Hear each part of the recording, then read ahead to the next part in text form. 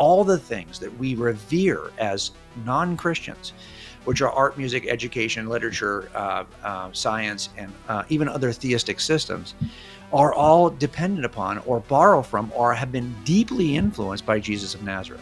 When the iPhone came out in 2007, I believe, now all of a sudden you see this trend, the decline in dating. So it's not a coincidence that you see in culture a rise in depression, a rise in suicide, a rise in division.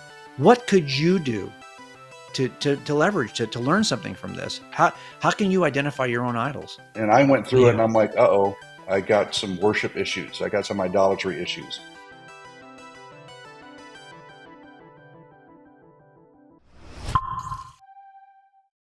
Good evening, everyone. Welcome to this week's episode of Debunked Files. And today we have on a special guest. He's a nationally known speaker and has been on Dateline, featured on Dateline. But I'm going to let my co-host, Mr. Bub Coons, introduce him. Good to see you, Bub. And why don't you take it away? I will. I'm excited to be back on the show. It's always fun to be back with you, Candace. And I know Carl somewhere in the back over there doing some kind of duties and stuff. But, you know, it's good that he get to take a break and I can jump in. I'm super excited about today. I've known about Jim for quite a while. I mean, I read all of his books: Forensic Faith, Cold Case Christianity, Person of Interest, God's Crime Scene. Really excited about this new one because it's kind of a different approach. It's not an apologetic book per se. And then I had him on a show when I was doing the Bub and Bob show and got to know him and got to call him a friend. And he's been it's amazing to watch how his mind works and how effective his approach is. He's very unique in this field. And so I say now, welcome, my good friend, J. Warner Wallace. It's so good to have you on here. It's really good to see you again. And I love your background. Oh my goodness. It's like, all backgrounds. I appreciate that you would continue to have me on the show. I felt like, as you were kind of recite all the books we've done in the past, I felt like, a lot of those books we were doing was really taking an approach of, is Christianity true? And I think I was asked to do that originally because that was the way I approached my youth group when I was a youth pastor. A lot of what we were trying to do is help students to know that you can run, you can go to college and maybe walk away from your faith, but this is actually true. So you don't want to go too far. It's like that rubber band theology, right? The further you get away, the more it snaps back and hurts. So, but now I think our work is shifting, right? So it's really about, is Christianity good?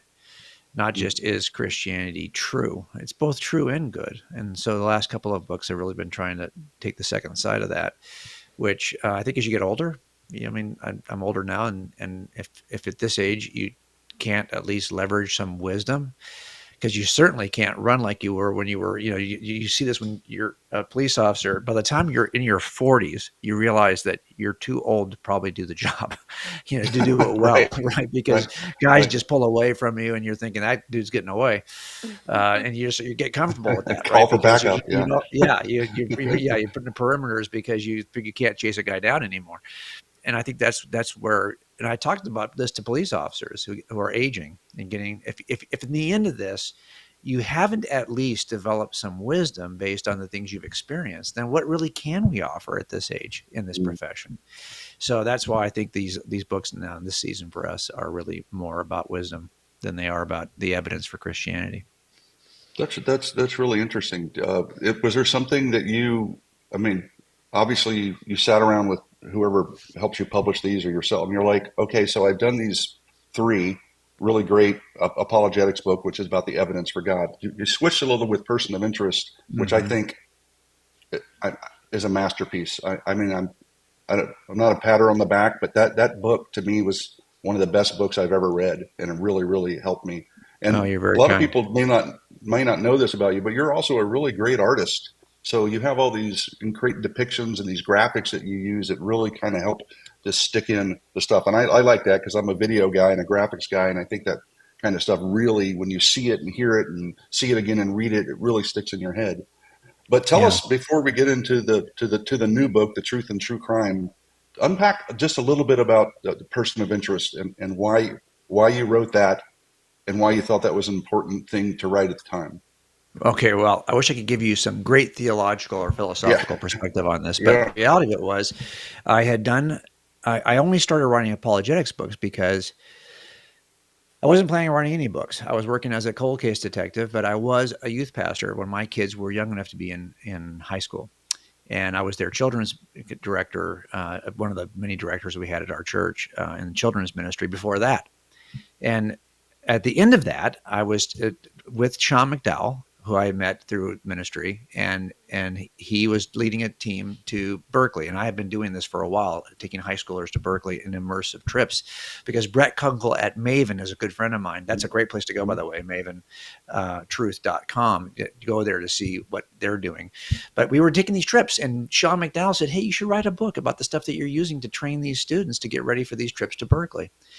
And I thought, well, I'm kind of busy, but that's how I ended up writing Cold Case Christianity, because Sean said, now, of course, once you do that, your publisher kind of thinks, well, this is your lane.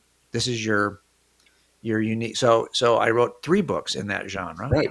You got And thrown like Lee Strobel did. You got to do the case yeah, for everything. right. Yeah. And then you get the case for enchiladas. You got the case for everything, right? Because that's who the people think you are, which Right. is fine, which is great. But then when I wanted to write this book, The Truth and True Crime, I wanted to write it for years. And but you have to kind of convince your publisher that you can do a book like this. And when I changed publishers, the new publisher said, "Hey, well, look, we'd like you to, you're just brand new here with us. We'd like you to do a book that's kind of like Cold Case." And I said, "Well," so they said to ask me, "Well, was there an aspect of your investigation 25 years ago that you haven't written about yet, that was part of that period of time when you were talking about the stuff you talk about in Cold Case?" And there was a number of things I could have written about that were part of that investigation all those years ago. But I said, if I'm going to write a book about Jesus for you guys, it's going to really have to be more about why he matters, like why his influence. And so that's what Person of Interest became for me. Was, yes, it's a book about evidences. It's a book about the impact, the unparalleled impact of Jesus on culture. And how would you possibly explain that given the options? And so I do think it acts as an evidence for the truth of Christianity.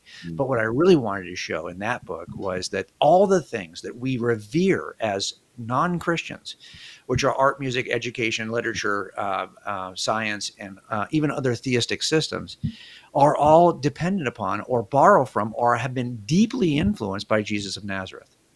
To the point where if you love the arts and you love music, well, you can, for the most part, thank Christians in that Christian tradition that Right. begins with the singing Messiah who sings at the Lord's Supper.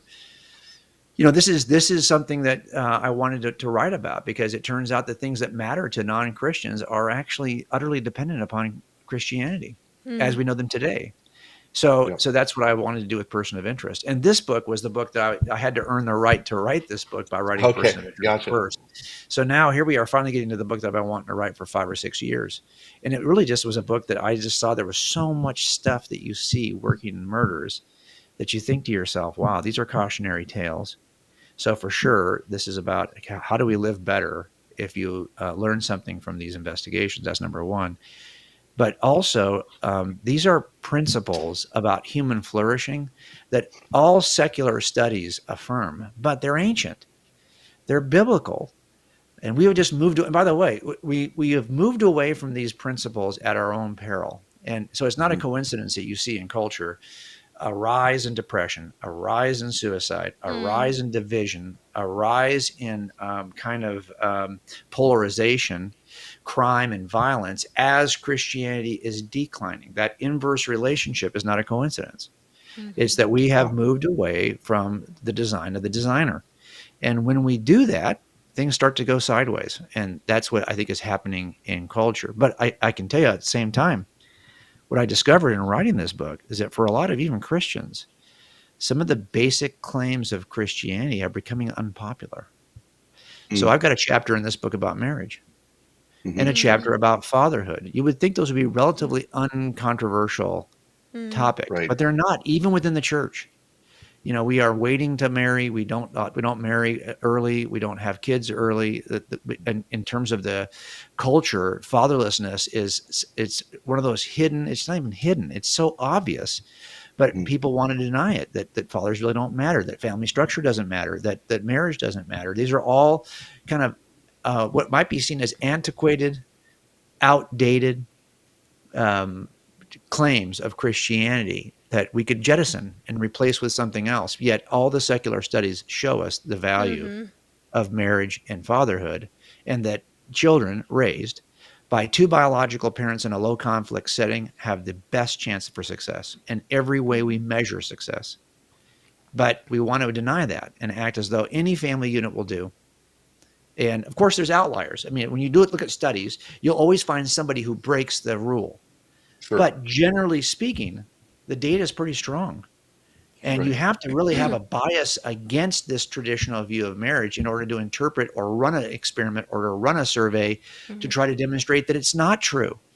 So I think in the end, but I'm surprised sometimes that these are the things that, and I also think we're in a culture, honestly, Bub, where for a lot of young people, not maybe people my age, but for younger people, the idea that you would say that one form of living is better than another is to in some way shame or trigger the opposite view.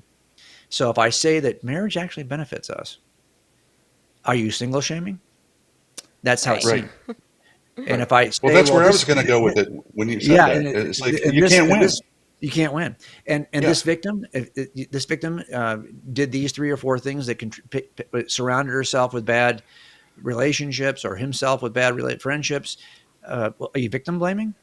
In other words, if we get to a point where we cannot make a positive claim without either shaming or blaming some alternative claim, well, then throw out the book of Proverbs, because Proverbs are basically just a series of proverbial claims that, hey, if you run with fools, these are people are fools. You run with fools, you're going to start acting like a fool. Are you shaming fools?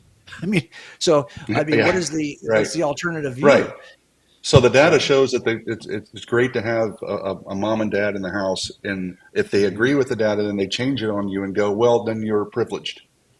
And then they don't like the privilege of having that. So you're like, what? I'm just giving you the data, and you don't think those things are better? Well, look, and I was not raised that way. My family divorced. My parents divorced when I was 3. My mom never remarried. So I never I didn't have 2 biological parents in a low conflict setting. And I did not raise my family that way. I have 2 adopted children and 2 biological children. My adopted kids are not being raised by their biological. Now, look, there are alternatives.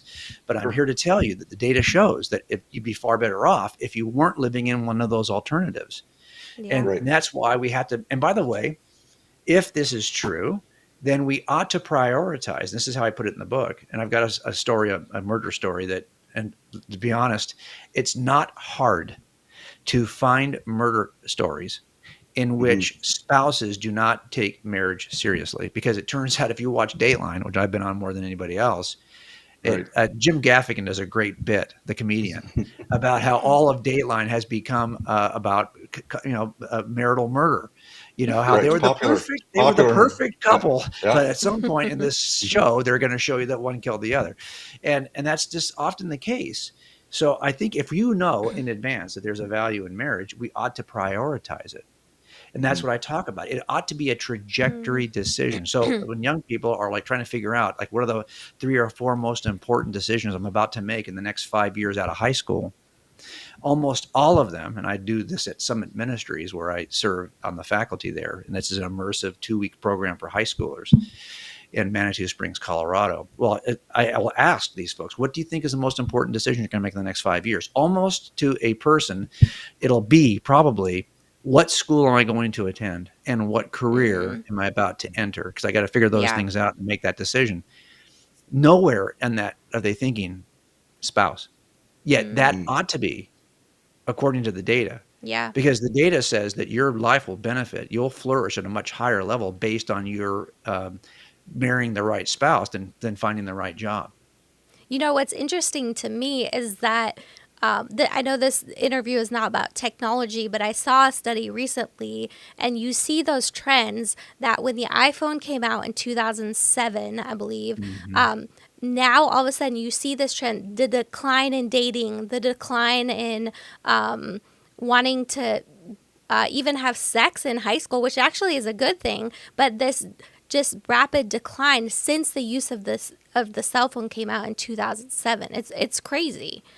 Well, and a lot of this too is us. We used to be, I think one way to say, well, so the culprit is the smartphone. And the reality of it, of course, is the culprit is our human nature, which is Sure. unchanging. The smartphone just exacerbates it in this generation, right? By the Yep. way, another Yep. innovative technology is going to exacerbate it even worse coming forward with the artificial AI. intelligence movement. But Mm-hmm. that's a whole other issue. But Yep. here's what I would say. I think in the end, and this is why I thought, well, do I write a book? Is this the kind of book that would date? No, it's not going to date because these are attributes of human flourishing that are driven Mm-hmm. not by culture, not by what we've learned. It's by our biology. It's by how we have been designed innately. And that has not changed. And so these ancient principles of what it is that we struggle with when it comes to identity, for example, that's one chapter in the book. How it is we overcome trauma, that's another chapter in the book. How it is we Mm-hmm. balance these polar opposites, it seems, of justice and mercy or truth and grace. And how why is this an important feature of human flourishing? These are things like what's the difference between guilt and shame? Well, these are things that you could argue, well, we know a lot more about them based on modern studies, but they are very ancient emotions, very ancient attitudes, and you can find a lot about these. So that's what the kind of the book is designed to do. 15 stories, true crime stories, 15 rules for life that are confirmed by modern studies, and I provide all those in the book. And then show how all of those modern studies just affirm the ancient biblical principle. So if Christianity is true, it ought to describe you and I the way we really are. And I think it Absolutely. does. And so Okay. that's why I Yeah. think it still acts as an evidence book. But the reality is I'm trying to get beyond that. I'm trying Yeah, and you to did, and you did a great job. I have it with me, the one that you sent excellent, me. excellent. Uh, I'm going to go to a specific chapter. I don't want to give away all of the stuff Yeah, because yeah, there's so no much. I mean, problem. you can't. But I want to tack on one because it really hit me hard. It really made, and I think it's a great question. It's a great chapter for believers, and it's about worship. It's the one that it's lead five: Santa Claus and misplaced devotion. Uh, can you remember off the top of the head that's the story of the Santa Claus and kind of walk Yeah, us through that? And then I want to ask you some specific reasons because you have this kind of test, these several questions. And I went through it and yeah, I'm like, oh, I got some worship issues. I got some idolatry issues. And I Mm. right. think it's Well, a lot of incredibly important. I think it starts there. So I want to unpack this chapter a little you could bit. argue that all murders are the result of our misplaced devotion, our idolatry. That all of us are worshipers, whether Yep. we are religious believers or not. That we all Mm-hmm. have something that we would say is of greatest importance to us. That becomes our object of worship. And you got to be careful because whatever you would say is your greatest object of interest, your object of worship, that will ultimately become your master. And so, and it turns out that murders are always based on three things that we falsely worship or give too much priority to. It's sex, money, and power. Those three things are behind all murders. There is not a fourth category. If you say, well, what about jealousy? Well, what's causing you to be jealous? What about vengeance? What's causing you to be vengeful? Well, Yeah. you could say, what about just mental illness? That I'm talking about the kinds of cases we could prosecute in front of a jury.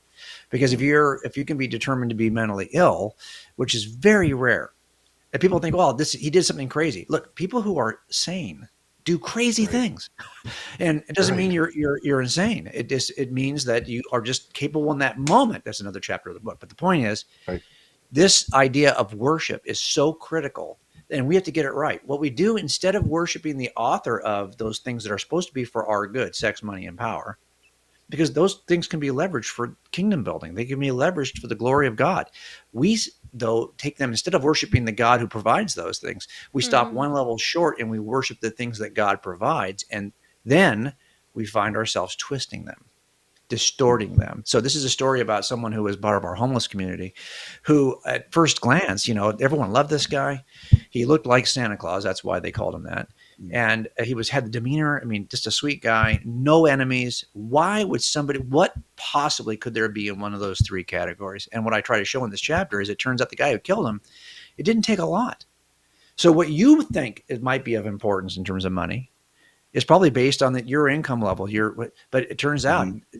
this guy who killed him was only probably losing a couple dollars a day. It turned out that Santa Claus was actually collecting recyclables in a part of the town that this guy thought was his. Mm-hmm. And when he confronted him on it, he kind of blew him off in front of other people at the recycling center. So he had that one moment triggered two of the motives, right? You're stealing my money, not a lot, but some. Mm-hmm. And two, you've disrespected me in front of our group. And that was enough to motivate him to stab this guy. And and so this is really, we have to say, well, how can that be something Right. so unimportant, something so minor that is really not, are you willing to take someone's life? Yeah, we are.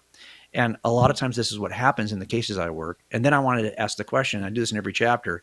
If you know this is the attribute that we have to be concerned about, what could you do to leverage, to learn something from this? How can you identify your own idols? Mm-hmm. And I try to do this in the book. And so this is called Chase the Lead. This is a section in the book where you're looking at Right. asking these questions, right? And in this particular chapter, I'm asking the questions that are obvious. Like, right, like we know that whatever you're spending your money on, whatever you're spending your time on, whatever you're spending your talents on, these are probably things that are important to you. And they could be idols if you're not careful. So you could just look at your checkbook, your calendar, and where you're using your time and talent and say, okay, that this stuff's overly important to you. It could potentially be. But it's the other questions that I think are more interesting. The questions about like, what is that thing that we're saying in 2 weeks we get to do this?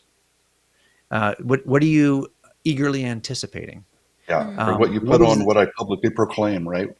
Oh I thought yeah, you did it even so well. You just look at your feed for the last 20 feeds and I'll tell you yes, what you worship. Yeah. I was that's like, right. oh my goodness. That's Uh-oh. right. Okay. Well, One you I of see this worship all the the time, right? sky. You, I you, shoot you see, sky. yes, you over one Yeah. exaggerate the things you Yeah. think are of value, yeah. right? One of the Not only things that, are go ahead. one of the things my pastor says is, what are you willing to sin to get it? That's another question. Yes, Are you willing to sin to get it? I've yes. always loved that. Well, let's talk about how about you publicly proclaiming it. So, if you've ever watched a pastor on, he's out there on the stage and he's doing his sermon, they're online, you're watching it. How's that guy dressed? And I have seen, how am I dressed right now? Okay, I'm wearing a Mm, jacket and a shirt. Why do I need to wear this? No. Why am I wearing this? Because I think you expect mm, that of me as a cold case detective. What that really means, though, is that I still overly value my identity as a cold case detective, that I would think mm, that I need to dress this way. Are you stupid? No. How long has it been since I've actively worked a case? Why am I still dressing this way? Because mm-hmm, I have to be careful. Is it an idol? And mm-hmm, you'll see that these hipsters will be dressed in a certain way on the stage with and is that the idol? Yeah, you're not yeah. just No. your social media feed, but like, what does your bio say about you? Like, how about Mm-hmm, this?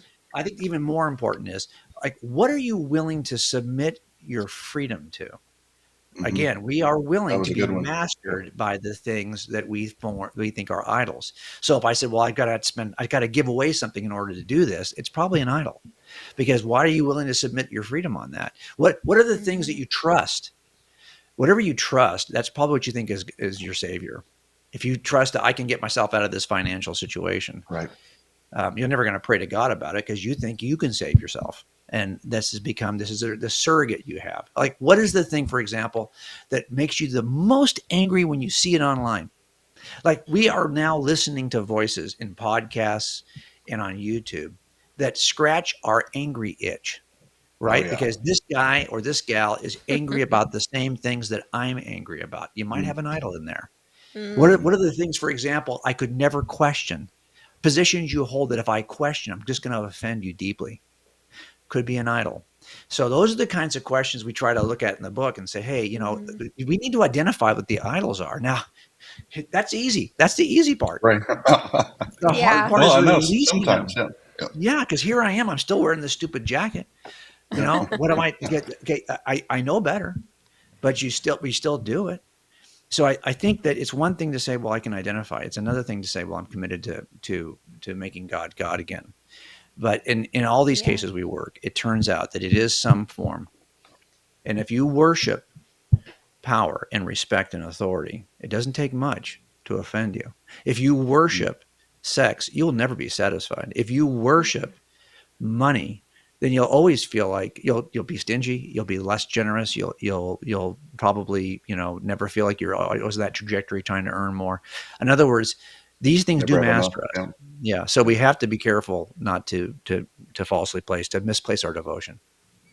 Yeah, and you said that this your objects of worship may be obvious or hidden, but one thing is certain: your worship decides your destiny. Yeah, it That's a does. that's a it's an Well, look, incredible claim. ultimately, doesn't the Christian worldview say that? It's like, hey, if you want your destiny to be secured, you need to worship as Savior, Jesus of Nazareth. That this is it, Yes. it turns out that our worship does decide our destiny, even theologically, right? Yeah. And it does also changes, practically speaking, it changes your life. I mean, the people who can focus on their worship, on the grace of God, that one move, just focusing every minute you possibly can on what has been given you, changes your attitude toward others. Hmm. It changes the way you live and breathe. It Mm, changes the way you deal with trauma. It changes the way you treat other people.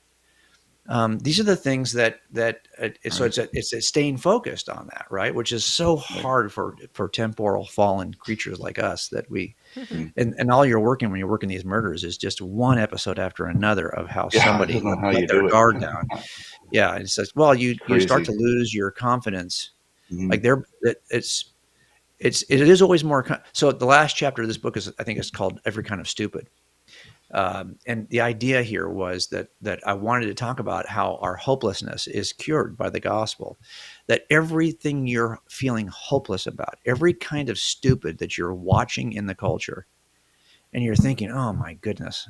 Well, the gospel has a cure for that because it turns out every kind of stupid is steeped in sin. And Hmm. so, if there's a cure for sin, it might be the cure for every kind of stupid.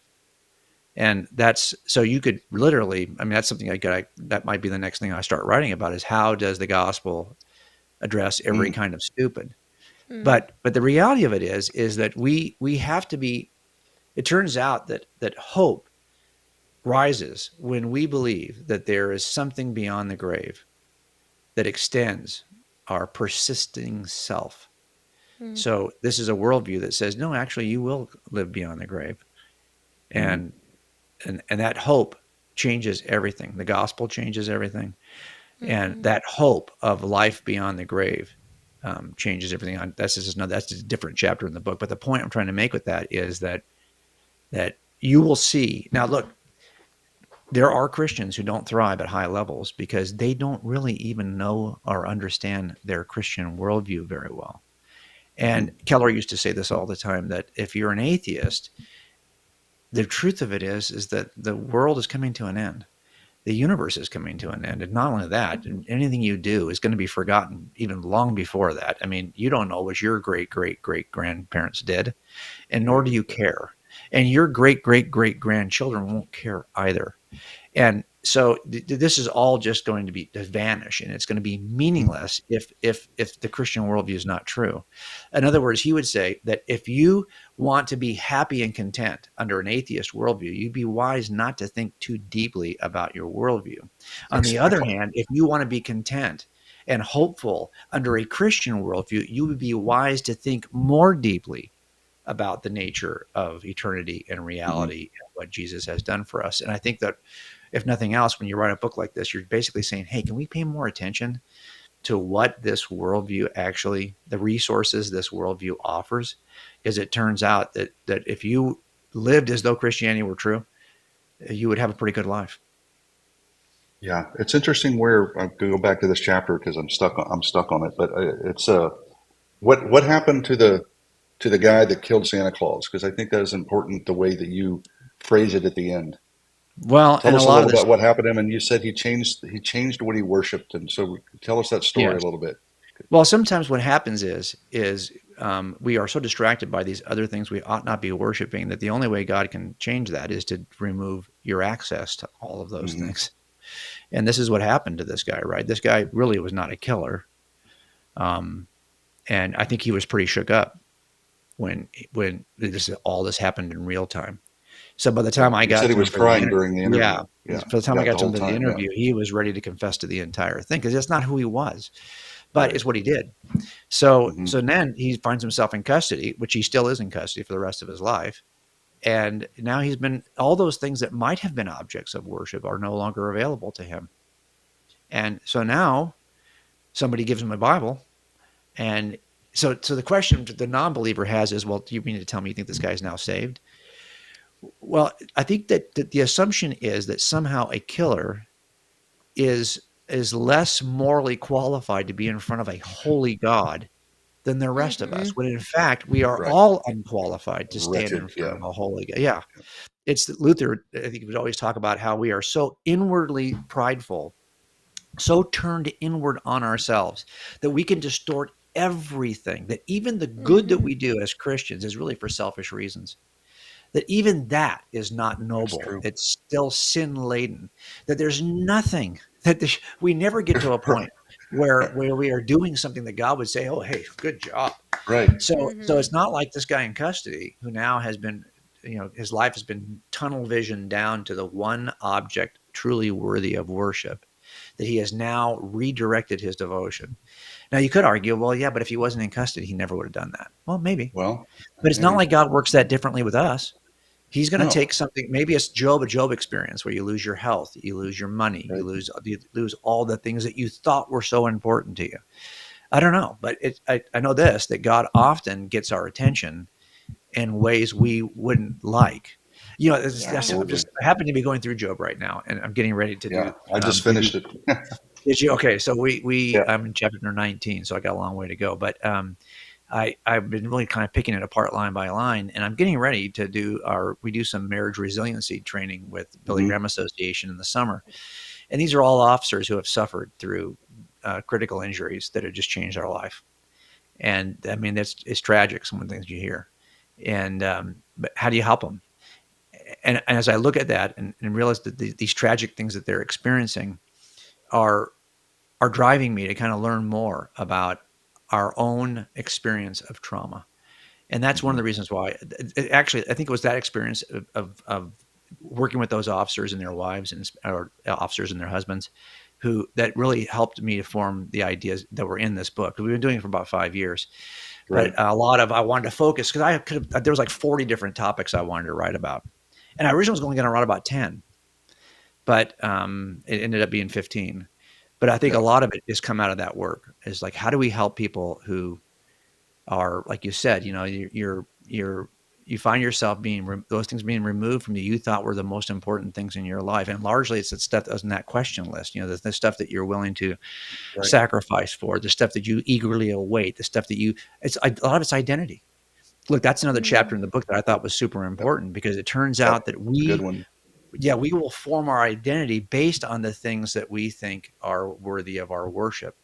Hmm. We Mm-hmm. will say that's who I am. If I love music, oh, I'm this. We form our identity around the things that we Yeah. Sure. worship often, that Yep. we think are value or purpose. One of the things I think Carl always says is people talk what they know about. And that's another Mm. good way to not only identify who you are, your identity, but then what you are worshiping. So, what are you talking about? Because people talk about what they know about. That's right. That's right. They talk about what they were. That's exactly right. Mm-hmm. And Talk about then, what and they like too. Yeah. Right. yeah, Yep. yeah, right, Yep. right. Well, this Yep. is why it's so important. We've all known people who you call them, and eventually the conversation is always going to come back to them. So Mm-hmm. everything is through the filter of, well, let me tell you about my life. And Mm-hmm. I always, well, I hope, am I that kind of person? Is that because it turns out that it's just exposing the fact that you are so pridefully concerned about you that you are worshiping you. Yeah. And we often will do that, right? That's the big problem. Yeah. And this happens a lot in these kinds of cases that I work, where somebody is so self-focused that they could be irritated by something that someone said at a recycling center. So Right. irritated that I'm going to kill you Right. tonight. Well, that's just because, and so that's one of the aspects we talk about in the book. And I talk about it almost every time I talk about the book, is that this idea that it turns out the one attribute of human behavior that changes your trajectory most significantly is humility. And it's been studied Mm-hmm. for about 35 years. And I've collected all the data on it, and it's in the book. But it turns out that most of the time what gets us in trouble is that we are so self-focused, and people who Pride. aren't humble can't be taught, and people who Yeah. are humble, they thrive in every dimension that we measure. Well, if I ask most people, what do you think is the one thing you could change that would help you to thrive in every way that we measure human flourishing? I don't think many people would say, well, it's humility. But Right. it Mm-hmm. turns out that it is. And that's something that you cannot pursue. Humility is just a realization. It's a Mm-hmm. self-realization that there's a God and I'm not him. And I think that this is behind so much of the work that we do in law enforcement, Yeah. is this sense that I am somebody more important than I really am. And humility does change. And of all the worldviews, this worldview, Christianity, is the only one that's grounded in humility, because every other worldview is meritorious in some way. You Yeah. earn something. But under this worldview, it's a free gift. Whatever the best thing the worldview could give you, that's a free gift. Why? Mm-hmm. As Paul says, so that no one can boast. It's all Right. about Yeah. humility. So Well, so that's talk about sticking in Job. You get to the end of that book and talk about God trying to continually humble Job. He Yeah. throws out a few chapters about who he is versus who Job right. is, and that was what some of my favorite lines come from that. Were you there when I bound the chains of Pleiades? Did you put the stars? Mm-hmm. Right. He starts going through all this, and you're like, oh, and then his response is, "I'm of little effect. You're right. Thanks for putting my mind back where it needs to be. I'm not Well, God. You yeah. are." So look at it just from a selfish perspective. If all God is doing is, I'm going to give you a chance, Job, to flourish right now. Here's how we're going to do it. Mhm. I'm going to humble you. And once Exactly. you have adopted this view of humility, this view of being humbled, you'll see that everything else will change in your life. You'll have a life you didn't have before, because you thought you knew something. But it turns out, once you realize where you are, and I think this is so countercultural, because it's seen as almost oppressive if you were to surrender something. But it turns out, you can't find your life until you're willing to Best lose thing it. you can do. Yeah. It's all about humility. It's about, and there's a sense in which that can't be true, can it? Well, it is, and the data shows It us is. that Yeah. humility is the key Mm-hmm. to mental health, physical health, longevity, to better grades, better income, to better leadership, better employees. I mean, deeper relationships, better family connections. All of these things do better. You can't teach people who are prideful. They think they Yeah. know it already. So if you Right. want to be a teacher, why do we say, well, it's so great because they're teachable? Why is that so Mm-hmm. important? Because it's grounded in the one thing we innately know benefits us: humility. That's why none of us likes people who are proud. We love Mhm. self-effacing. Yep. Even comedians who are self-effacing and make Yeah. fun of themselves That's are funny. popular. Why? Because Mm-hmm. we innately respect humility. Yeah. My That's why four. Rocky always works. Yeah. Yeah, I got to My throw a Rocky 14. reference into every interview, of just course, so of course. everybody Yes, knows. Okay. yes. My 14-year-old daughter, she recently told me, she's like, Mom, humility is not thinking less of yourself, it's thinking of Mhm. yourself less often. And I was like, wow, that's really good. Like, you're 14. If you can hang on to that, that's going to help you go so far in life. Okay, so you're right. That's a C.S. Lewis quote, right? So he always said Okay. that this is where it comes from, and so I have that in the book also. But I think there's some truth in that, but it's not entirely true from a biblical perspective, because we are told Mhm. to think more highly of others Others, right? True. than we Yes. think of True. ourselves. It's not like, hey, think of yourself less often. It's think Right. of yourself in appropriate um, Yes. a relationship to others, right? If I think I am in some ways just better than my spouse, and Mm-hmm. I'm just putting up with her, how Right. far is that going to go? If Yeah. on the Yes. other hand I say, no, I'm lucky to have her because I don't deserve Yes. that girl. Okay, now that's going to produce a far different result every time that we put others at that higher. And that's so hard. Look, in Hmm. this book, I just say one thing after another that I struggle to do. So just know this: there's no bigger mess than I am. I understand these principles, but I consistently fail to do them. I consistently fail to Mm-hmm. apply them. That's another chapter in the book. A lot of that's because of who we are as humans. Are we innately good, born Hmm. innocent, capable of greatness, and corrupted by our environment in some way? Or are we innately fallen, broken, and the corruptors of environments? Which of Yeah. those two is true? And if you can figure out which of those two is true, it'll help you to navigate your life better. And so that's why it's important for us to figure. And by the way, culture tells you right away, you're great. This is the way you are. You are Sure. born innocent. The systems need to be changed because the systems are corrupting you. And we find ourselves involved and engaged as an act of worship, of idolatry, the changing of systems, as though we're not just going to corrupt the new system Right. as deeply as we corrupted the old one. And of course we You. are. You. Yeah. You got it. I think there's another component to humility. I remember talking to Paul Copan and basically said it's false humility is just another form of pride as well, right? Right. Michael Jordan saying I'm not a very good basketball player and Mm-hmm. most people could beat Right. me, and that's pride. You're trying to That's grab right. something out of it. It's really about measuring measuring yourself to the Lord Jesus Christ and putting others above yourself. I think those are the biblical mandates that Mm-hmm. I Well, think and think about, really Mike Adams, who I used to form speak with humility. quite a bit, and you probably knew Mike Adams Hmm. as well. And he's a guy who was just a great guy, and he used to always tease that he was writing a book, how to become humble in 10 easy steps, and how I made it Right. in 8. Wow. Okay, well, okay, Yeah. so what is he doing there? He's showing us that you cannot pursue humility. You can't, Right. because it'll become prideful. It'll become false humility. Mm-hmm. Instead, as Spurgeon says, humility is just the proper assessment of who you are. Right. And this is why Isaiah makes a proper assessment when he's standing in front of the throne of God. He might have thought a lot of himself and even Yeah. had Right. pitied, look what I'm doing. Look what I'm doing. Look who I am. Look who I am, Yeah. until he gets in front of God. And then he realizes, Right. look who you Woe are. is me. Yeah. Yeah. Yeah, Exactly. woe is me. I mean, I'm a Yeah. Yeah. mess. And well, that is the proper assessment. Now, Right. I know that sounds like, in some ways, we kind of moved away from this, right? That you're enough. Just live your Mm. life. Right. This assessment of who we are assumes something that's not true about our nature, and that's why those are bound to fail. Um, Yeah. Having the right view of the world. So, of the trajectory decisions you could talk about, like Hmm. marriage is more important than career, but Right. before marriage is worldview. So the first and most important trajectory decision is, what is true about the world? What's the true nature of the world? What's the true nature of our nature? Like, which worldview describes the world the way it really is? Because then you can make every other decision properly. Hmm. And so we have to Yep. figure out, first of all, is Christianity true? Because if it is, it has a lot to say about every other decision you're going to make. Mm-hmm. Yeah. You got it. Well, man, we could go on and on and on. I always love talking with you. So, but I think our time is coming to an end. And tell us, Jim, where we can go to get the book, where we can go to see others, your resources. What's the best place to go Well, right what we now? try to do is to build a website called thetruthandtruecrime.com, which is great. And that really is just there for a reason, to deliver to you the stuff that I want to give you for free. And I Okay. feel like, as an author, I didn't start off, I don't make a living as an author. I have a pension as a detective. That's been our source of income all along.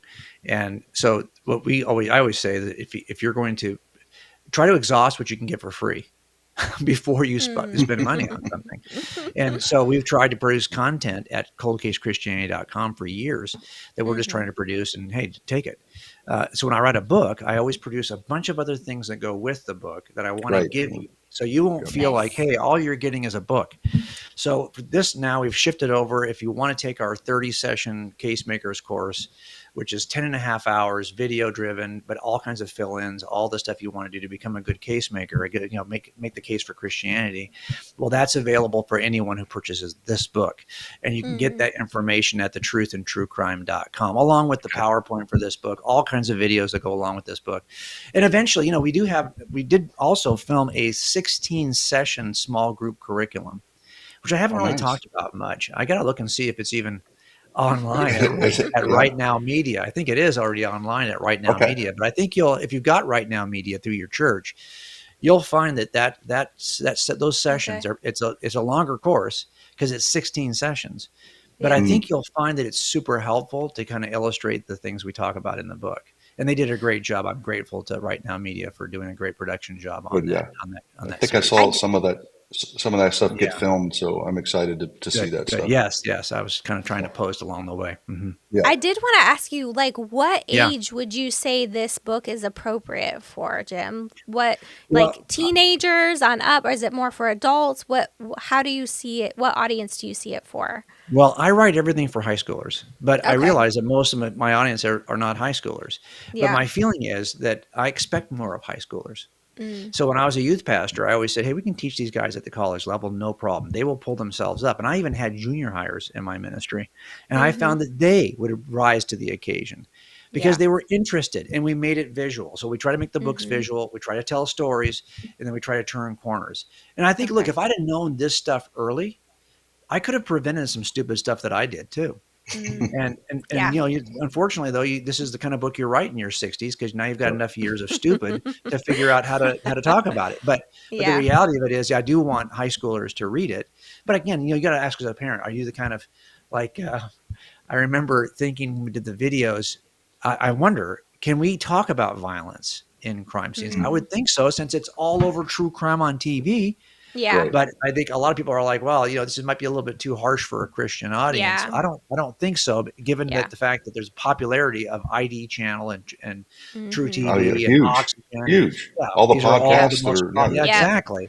Yeah. Yes. And they're a lot more gruesome than and I've always tried to I recognize that high schoolers might be reading this. So I've tried to kind of pull back a little bit. So it should be okay. Great. Well, my 16-year-old, she loves that kind of thing. So I'm already looking forward to getting this for her. So good. Appreciate you so much coming on our show today. It's been a pleasure and a joy. Bub, any last words you want to say before we head off?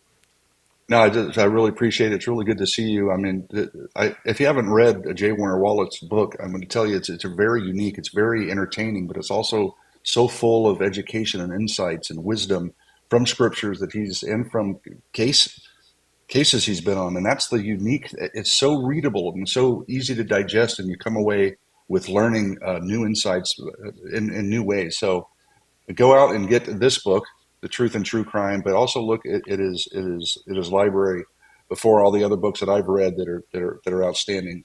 Thanks for doing what you do, Jim. I know it's a calling, and I know that it takes work, but we really appreciate that you're out there and you're making a huge difference in my life and others. Well, thanks, Bob. I really appreciate it. Really, to be honest, we all know we're trying to accomplish the same mission, and we're just trying to do it in different ways. So I'm praying for all of you guys. I appreciate the opportunity to be on the show, and I'll do it again soon. Awesome. Thank you. Have a good one. Thanks, everybody. We are going to end this show like we do all our shows, because if you didn't hear anything, if you heard today that maybe, you don't have hope after the grave, well, this video that you're going to see right now is something that can give you that hope. Adios, everyone. Buckle up, because this is the most important thing you'll ever hear, straight from the pages of the inerrant, infallible Word of God. The Bible teaches that God created everything, and He called His creation very good. He created man in His image. Then He made woman from the man, and man named her Eve. God gave them dominion over all creation, and He also gave them free choice. Man and woman were in perfect paradise, naked and unashamed, with only one restriction. They were commanded not to eat from a certain tree in a garden where God had placed them. God warned them that if they disobeyed Him, it would be sin, and death would follow. Now, being tempted by Satan through a serpent, Eve ate from the forbidden tree, then gave the fruit to the man, and he ate it too. Thus, mankind had sinned against God. Now, a holy God must deal justly with sin, so He did. Because man had dominion over all God created, the entire universe was cursed, and we all now live in a corrupt and fallen world full of death, suffering, pain, evil, tears, and toil. The sin nature had entered reality, and since then we have all sinned and fallen short of the glory of God, and the consequences are terrifying. Dead in our trespasses, we are all doomed to eternal destruction, away from the presence of the Lord and from the glory of His might, and there's nothing you or I can do to save ourselves. That's fantastic news, isn't it? No, it's not. It's the worst news ever. But here's the good news. Here's the gospel. God loves us so much that He sent His one and only Son to rescue us, Jesus, Emmanuel, God with us, fully God and fully man. Born of a virgin, conceived by the Holy Spirit, Jesus lived a perfect and sinless life, which makes Him uniquely qualified to pay for our sins and rescue us from God's wrath. Not only did He step down into humanity, but He was executed on a cross in our place. He was pierced for our sins and crushed for our rebellion. Upon Him is our punishment, and by His wounds we are healed. Amazing love, amazing grace. But that's not all. Jesus, after being placed in a tomb for 3 days, resurrected, thus conquering the last enemy, death. So powerful is the work and name of Jesus that whoever believes in Him will not perish, but have eternal life. So wonderful is His mercy and grace that all who call upon His name, confess with their mouths, and believe in their hearts that He was raised from the dead, shall be saved. And the one who Jesus saves is no longer condemned, but is completely set free, and will dwell in the unimaginable new heavens and new earth with Jesus and His co-heirs forever. There will be no more pain, No more sin, no more suffering, no more death, no more evil, and no more tears or toil, for Christ himself will make all things new.